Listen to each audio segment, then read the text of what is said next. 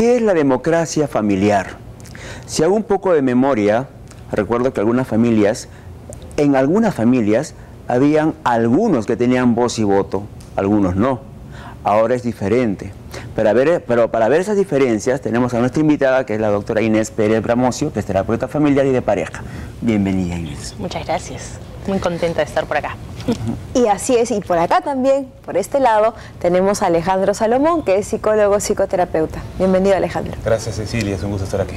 Gracias. La democracia familiar, ¿no? Justo yo empecé con esa introducción, que antes algunos nomás tenían la decisión, el poder de la decisión, y muchos no. Muchos era, ¿sabes qué, Natito? Estamos entre adultos, decían, ¿no? Antes nuestros padres han sido un poco más tiranos en ese sentido, ¿no? No dejaban mucho que los hijos opinemos. Hoy en día se ve todo lo contrario, ¿no? ¿Qué es la democracia familiar? ¿Cómo lo analizamos? Es una buena pregunta. La democracia familiar es un estilo de educación, un estilo de crianza, un estilo en el cual los chicos tienen una voz que expresar. Es decir, es un estilo en el cual los papás dan pie a los hijos a poder conversar mucho, a poder expresar su punto de vista, y luego de una negociación se llega ya a algunas conclusiones o definiciones, siempre bajo la mirada de los papás, digamos, que se contrapone a un estilo o autoritario, ¿no?, o permisivista, es decir, donde solamente el papá manda o donde se le deja al niño hacer todo lo que quiere, ¿no?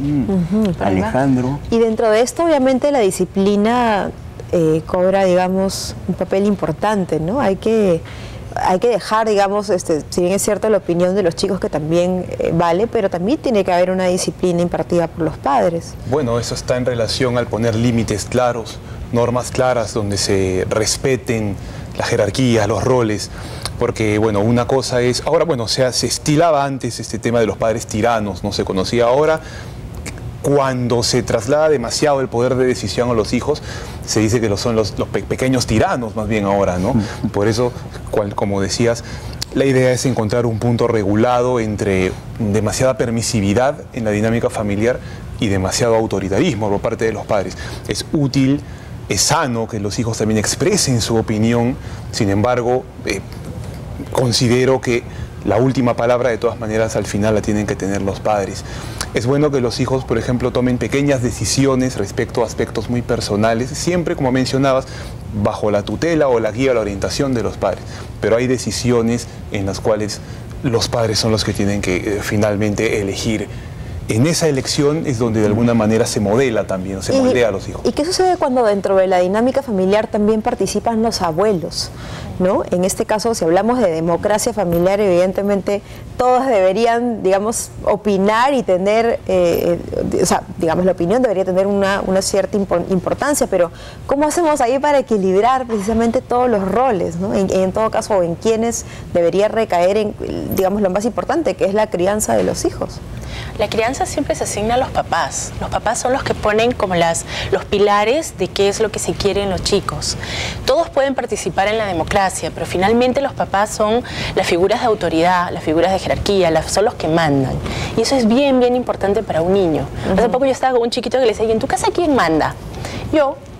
Entonces era muy gracioso porque era un niño chiquitito y me decía yo, entonces a ver, cuéntame. Entonces, claro, aquí tú dibujas la figura de autoridad, pero un niño chico no tiene, ni un adolescente, la capacidad de tomar decisiones en la familia. Entonces, hay veces que también el que manda es el abuelo o la abuelita. O uno de los tíos, de repente, ¿no? Que tiene más autoridad, incluso más que los papás. No, más que el papá. Eso precisamente, ¿cómo se hace cuando, por ejemplo, en casa los padres no tienen esta capacidad de liderazgo, de poder liderar su propia familia, ¿no? ¿Cómo se puede trabajar eso? O ellos mismos, ¿cómo lo pueden trabajar? ¿Cómo lo pueden desarrollar? Lo principal es que desarrollen una capacidad de liderazgo sobre sí mismos, ¿no? Porque muchas veces los padres que no ejercen este rol de líderes, o que, por ejemplo, ceden la crianza de los hijos a los abuelos, o sea, a sus padres, o a tíos, o a la nana, ¿no? De repente incluso esto está de moda. Sí. Es que no son padres presentes, ¿no? Muchas veces son padres ausentes por el trabajo, por uno que otro motivo, que están de viaje, qué sé yo.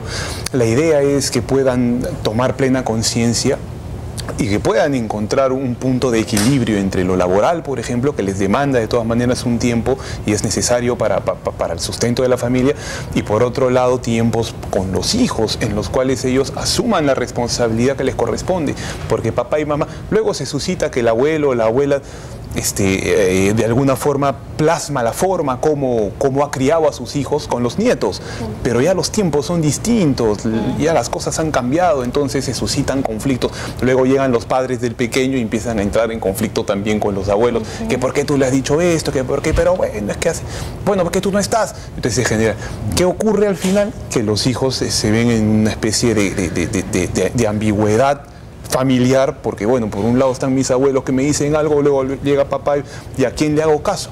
Entonces eso se presta a que manipulen también, ¿no? Y como se dice entre comillas, se arrimen al palo que más les conviene, ¿no? ¿Y cómo implantamos la democracia familiar si normalmente es papá y mamá los que se juntan a conversar un tema? ¿Cuál sería, o qué sería lo ideal? Ir donde el hijo y preguntarle, hijo, ¿estamos pensando esto? Queremos saber tu opinión. ¿Eso es exactamente el sistema de democracia familiar? Para que haya democracia tienen que haber normas claras. O sea, es decir, los chicos tienen que saber qué se puede hacer y qué no se puede hacer. Y dentro de eso podemos entrar a cierta negociación, pero las normas tienen que ser clarísimas, porque si no hay normas, entonces tampoco es bueno para los chicos. Entonces, para que haya esta democracia es, tú puedes dar tu punto de vista, yo tengo el mío, podemos conversar, podemos tratar de llegar a un punto medio en esta negociación, pero el que tiene la última palabra siempre debe ser el papá o la mamá. Pero me refería a que si buscamos al hijo que participe de la conversación o esperamos que él se acerque a comentar. Es un sistema, ¿no? Algunas cosas, ¿no? Por ejemplo, hay decisiones que sí entiendo yo que han de ser tomadas entre adultos. Eso depende mucho también de la edad de los hijos, ¿no? El poder de decisión que involucra la madurez de conciencia es muy distinto en un niño de 7, 8 añitos o de 5 años a un adolescente de 17 o de 18, donde está más llamado a participar de una forma más consciente, eligiendo un poco más, por ejemplo, los aspectos vocacionales, ¿no? Pero ¿qué pasa si yo mantengo la pauta de como cuando mi hijo era pequeñito y yo elegía en qué colegio, qué sé yo, tantas cosas más, porque eso está en mí, porque yo soy adulto, en fin, pero cuando ya es un adolescente, puedo ir propiciando que tome la propia decisión, que es lo que tú quieres estudiar, por ejemplo, pero ¿no? eso es, digamos, en temas concernientes a ellos mismos, pero Sí. por ejemplo, si se habla un tema de casa, ¿no? Un tema relacionado a las cosas del hogar, a las cosas de la casa, decisiones, por ejemplo, se va a comprar una refri, ¿no? Entonces, ¿qué refri queremos? Y el niño de pronto también tiene una opinión, entonces ahí vale la pena que el niño diga, no, yo creo que esta o la otra, de repente escucharlos o de repente sí tomar en cuenta esa decisión o decidir lo que ellos dicen. No sé, aclárenos ustedes un poco el panorama, pero me refiero a ese tipo de cosas, ¿no? De decisiones que, digamos, atañen al hogar. Yo creo que escucharlos más no hacerles caso. ¿Qué opinas? No sé. Lo que pasa es que hay cosas donde ellos pueden intervenir y tener un punto importante, pero hay cosas que ya conciernen a los adultos. O sea, papá cambia de trabajo, no es un tema de niños. Papá, en vez de comprar toallas rojas, compra azules, podemos llegar a una negociación y comprar el color que él quiera. Entonces, siempre en una familia hay temas de grandes, o sea, de papá y mamá, y hay temas de los hijos, ¿no? Si comemos menestras o comemos, es algo que podemos negociar. Ahora, si, como tú pusiste el ejemplo, ¿no? Si ven al papá triste porque perdió el trabajo, ¿vale la pena que el papá les cuente qué pasó? Porque muchas veces los adultos tendemos a decir, no, nada, pensando que ellos no se dan cuenta, pero ellos sí se dan cuenta. Totalmente. ¿Vale la pena comentarles o insistir con el no tengo nada? O depende de la edad del hijo. Aquí es donde, también, aquí es donde entra la famosa frase más importante que el qué es el cómo. El qué es el contarles, el cómo es pues la forma como se lo cuentas. Muchas veces creo que en el qué, al transmitirle la noticia o mi sentir o lo que me está pasando, voy a generar un sufrimiento, voy a preocupar, esto no le concierne. Pero realmente si aprendo a transmitir asertivamente, afectivamente ese qué, esa novedad, eso que menciono, logro empatía de parte de mi hijo, logro comprensión de parte de mi hijo, pero como mencionaban hace un momento, eso también está mucho en función de la edad, ¿no? Además, en ese cómo también está el ver que a veces papá también puede tener problemas, que a veces papá Claro. también se equivoca y cómo él enfrenta estos problemas y sale adelante pese a las adversidades que se van a dar en la vida de todos. Eso es lo que Bandura llamaba un aprendizaje vicario, ¿no? En la medida en que yo soy y hago, voy a moldear, porque mi hijo va a modelarme y aprende en función. Ahí es cuando se transmiten los valores. Claro. Por eso es que los padres finalmente, porque son más viejos, porque son mayores, porque tienen más experiencia, porque ya han desarrollado más madurez y responsabilidad, son los que son llamados a elegir y a tomar las decisiones finales, sobre todo las cruciales a nivel familiar, ¿no? Y estas respuestas inmediatas que a veces hacen muchos papás con tal de que el hijo opine, papá, no, que tiene que hacer tal cosa, ya, sí, claro. No estamos completando el sistema de democracia. No. Estamos escuchándolo y mal escuchándolos. Sí. O sea, el sí puede ser un sí permisivo, puede ser un sí, ya no me fastidie, sí, ¿no? Ahora, o puede... Pero ¿qué pasa, por ejemplo, cuando los chicos ya, los más grandecitos, por ejemplo, insisten o sea, ellos también quieren ser escuchados, pero ¿qué pasa cuando ellos cuentan algo, por ejemplo, cuentan cosas relacionadas a lo que vieron en Facebook o relacionadas a lo que vieron en televisión, y de pronto eso se vuelve su único tema, digamos, monotemáticos, en el sentido de que todo el día están ahí, pero vi tal foto en Facebook y en el programa de ayer salió tal cosa, mamá, te cuento, dijeron tal cosa en el programa. Entonces siempre gira en torno a lo mismo. ¿Qué se debe hacer ahí? Porque evidentemente, o sea, uno por más papá que sea, obviamente siempre va a estar dispuesto a escucharlos, pero cuando ya es, digamos, monotemático, ¿no? El mismo tema dando vueltas, además también hasta qué punto vale la pena secundarlos en estas cosas, ¿no? Alimentar, de hecho, algo que está basado sobre la fantasía, un programa de televisión, qué sé yo, no es algo que pertenezca a su realidad, por lo menos a lo que les sucede en el día a día. Entonces, ¿cómo se puede manejar eso ahí? En realidad, los adolescentes de hoy en día están bajo una influencia terrible de lo que son las redes sociales. O sea, estar en la red es estar, es ser, es participar. Pero yo creo que sí, o sea, es bueno que estén, pero todo debe estar normado. Porque si esto se convierte en el único centro de tu vida, entonces pierdes la interacción, que es lo más valioso que tienes, la interacción con tus amigos, la interacción con la familia.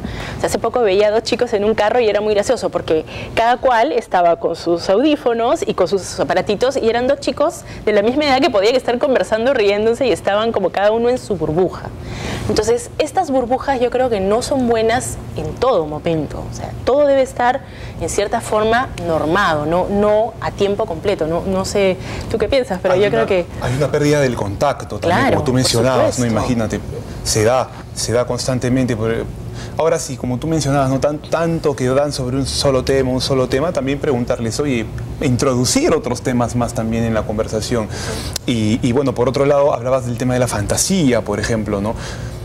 Yo considero que todo aquello que impacta en toda persona, pero bueno, en especial, por ejemplo, en un niño o en un adolescente que involucra fantasía, todo lo que le impacta de alguna forma por y para algo. Entonces yo puedo, de alguna manera, también preguntarle, ¿esto qué tiene que ver contigo, no? ¿Cómo relacionas esto que has visto en este programa fantasioso, sin decírselo, ¿no? En este programa que a ti te gusta, ¿qué relación le encuentras contigo? ¿Cómo está tu vida actualmente? ¿Te pareces en algo a lo que te ocurre? Y a partir de ahí generar un vínculo, recordando siempre que se dice, no hay que ser amigos de nuestros hijos.